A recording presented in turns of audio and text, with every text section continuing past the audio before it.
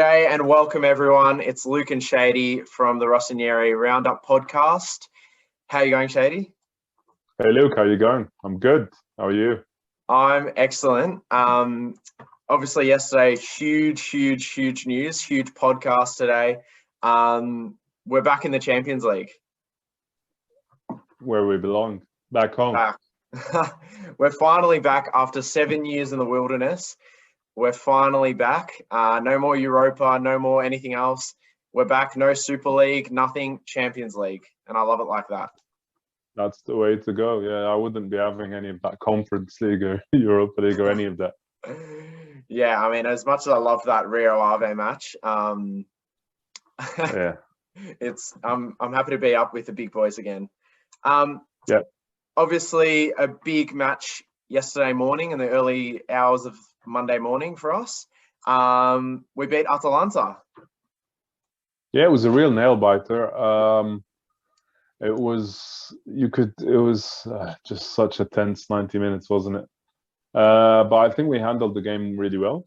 I think we took to the field really well. I think the team as a whole had a very good game. And as we spoke about pre-game about needing Kessie and the defensive unit to have a solid match, they all were just stars.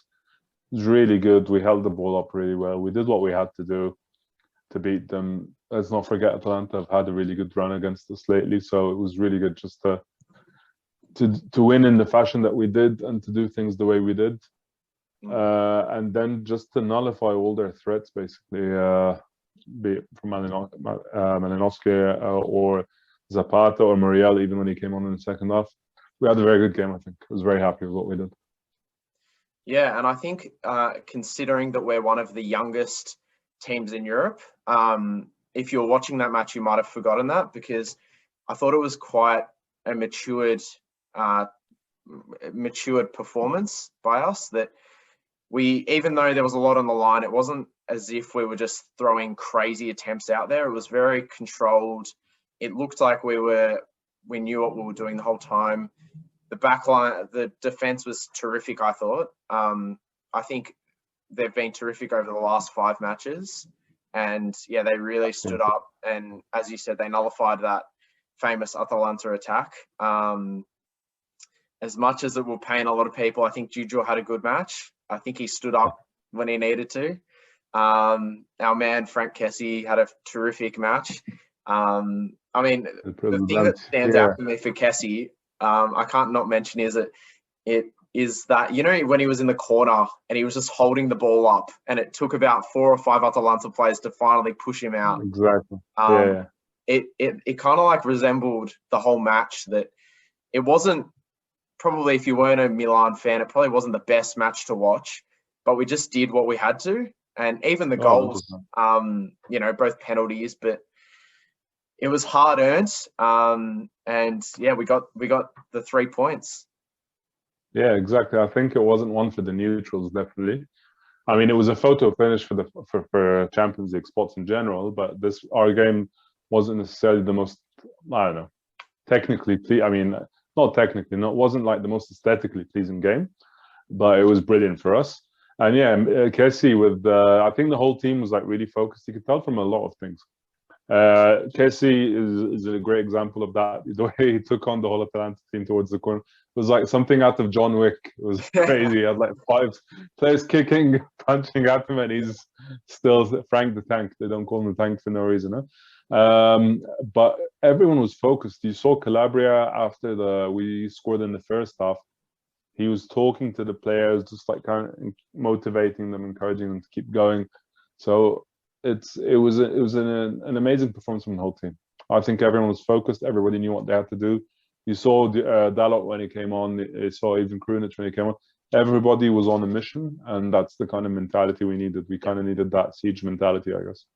And it is incredible how much of an entire club performance it was, because even these players like Diaz and Dalot, all those players that haven't even really been at the club, Tomori, haven't been at the club for very long, you might look at them in that performance and think that they were kind of club legends that had played at Milan for 10 years and loved the club more than anything else, because that's the way they played and acted. And even the the way that the Curva Sud and all the Tifosi before the match, all of that was amazing. And, you know, it speaks volumes about the club culture and why Milan is so much more than just an average soccer club. That, you know, yeah. No, one of the biggest in the world. And it was good. I loved how Pioli as well got the players to stand and just listen to, I think it was El Barone, and then just the chants in general from the Curva Sud. Like you're saying, all the Tifosi, it was to get the players in just so that they, which they already knew, by the way, but just so they could get a better idea of how we all feel, how important this game was, how much was riding on this. It was good. As we were talking before the game, we could see good signs coming from the club, the get-together, that they had that barbecue, that club barbecue, and all those things just to, you know, kind of develop that bond, that camaraderie between the whole squad, and it's paying off. It's good. It's like you were saying, all these players who've just come in on loan. They understand how big the club is. They're very passionate about the club, and they understand the weight of the shirt, which is something I'm not sure all the players in our squad understand right now.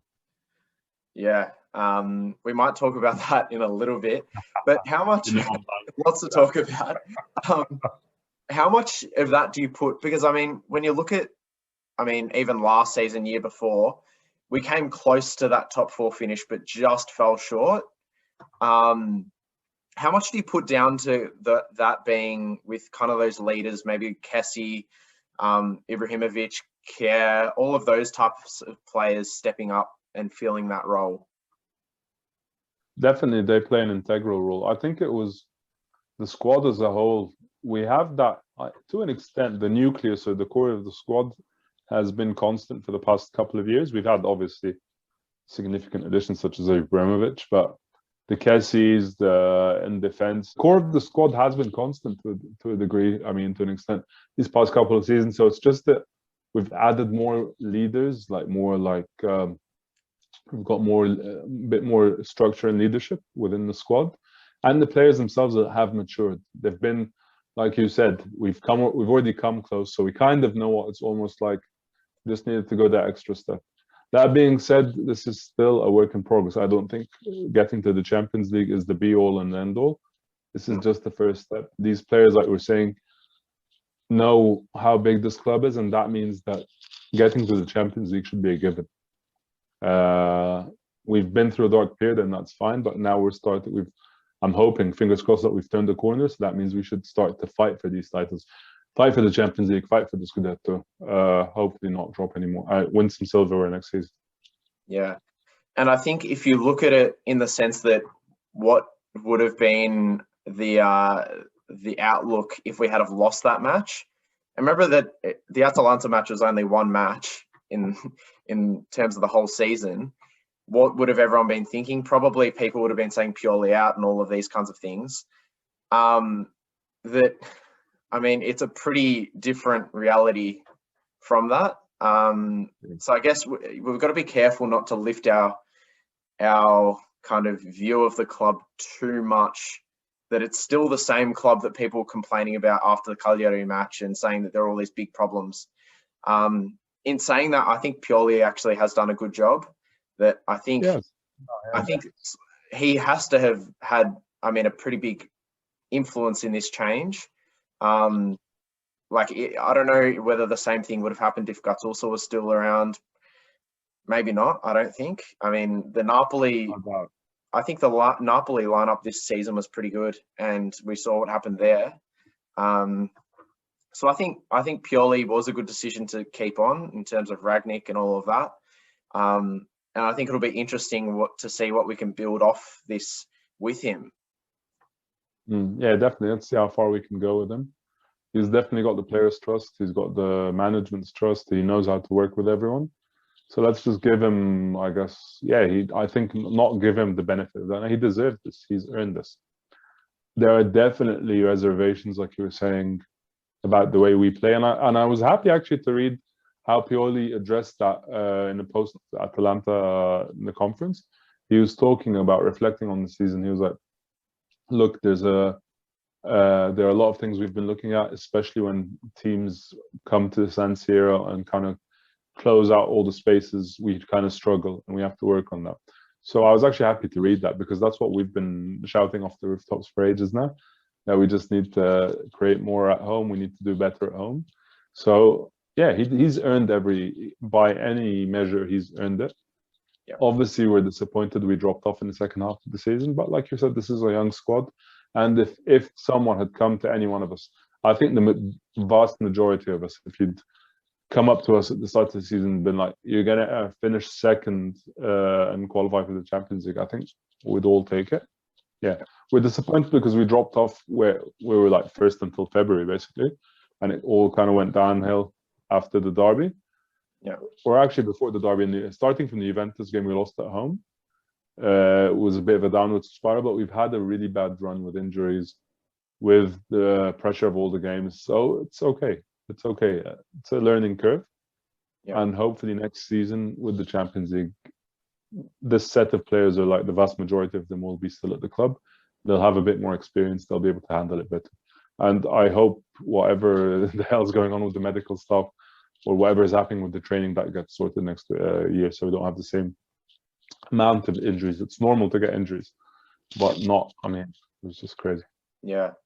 And I think with Pioli, if you look at how many players have come into the club and played pretty important roles and stepped up to the plate, it's pretty impressive that really it's a team that's kind of just a bit of a patchwork at the moment, that he's been able to create that bond, and they've all come together so strong and produce such good results. Because yeah, it's been a pretty big list overhaul over the last season and a half. So yeah, I think really there are negatives that we can talk about with Pioli, but overall he's done I think a pretty terrific job. Agreed 100%. Yeah. Well, should we start talking about the other big news of the week that's hanging over us like a dark cloud? And that is the same thing that we've been talking about for months and months. Feels like years. The Gigio contract. It's just one of those things, man. We've been reading that still nothing. And then I think good on the club for doing this. They weren't going to be, regardless, look, at this point, at the time of this podcast right now, you never know, things might change in the next few hours. So just for the record, at the time of this podcast, which is Tuesday evening, Melbourne time Gigi's basically got one foot out the door. Yeah, it seems. The club, I think, good on the club for bringing in Maignon, did you say?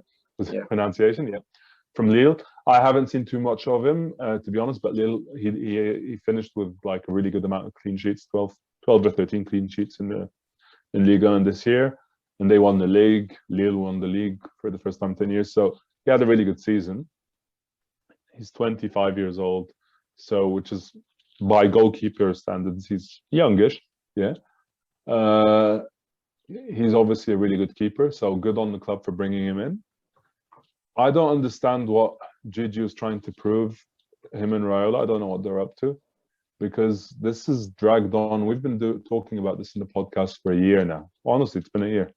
Yeah. We've been talking about, is he going to stay? Is he going to go? Is he going to stay? Is he going to go? If he wanted to renew, he should have already renewed. And if he wants to leave, then that's fine. Good luck to him.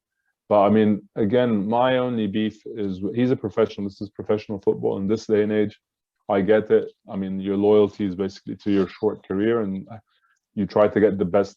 You try as a footballer. I get it. A lot of footballers will just try to milk it in terms of contracts and get everything they can in that short career. I understand that, but again, my beef with the whole Donnarumma saga is, as we've said before, repeatedly, it sounds like a broken record. I'm sure people are sick of hearing us say it, or me say it at least. If you love the club so much, and if you're club captain and you keep kissing the badge, and it's the never-ending barrage of like social media posts about how much you love the club and FORZA Milan, let's go, blah blah blah. Mate, if you really love the club so much, just sign the bloody contract. Yeah. If not, that's fine. Just go, but spare us all the theatrics. Yeah. Again, And at this point, at the time of this podcast, it seems like he is on his way out. And good luck to him. I mean, I don't think he'll find a better environment for him. I mean, 22 years old, club captain. You've led them back to the Champions League. I mean, and this is supposedly your boyhood club, supposedly. So it just doesn't add up for me. It just doesn't make any sense. And I'm really good job, Maldini and the management, for not being held hostage to Raiola and his tactics, reportedly wanting 20 million euros in commission. But yeah, I mean, it's too much. You have to draw a line in the sand at some point, and I'm glad the club did. What happens next is Gigio's call, but I mean, the club couldn't have.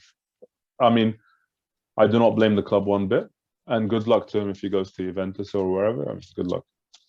Yeah. Really, he's a great keeper. One of arguably, as I've said myself, arguably the best in the world right now. But I mean, I'm sorry. I mean, the club comes first, even if you're the best in the world. Yeah, and I completely agree with everything you said.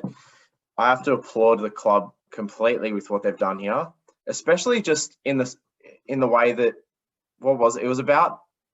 it was probably at around that 5 games to go mark that Maldini came out and just said contract negotiations off until the end of the season. We're not talking about it anymore. It's done. The time for negotiation is over.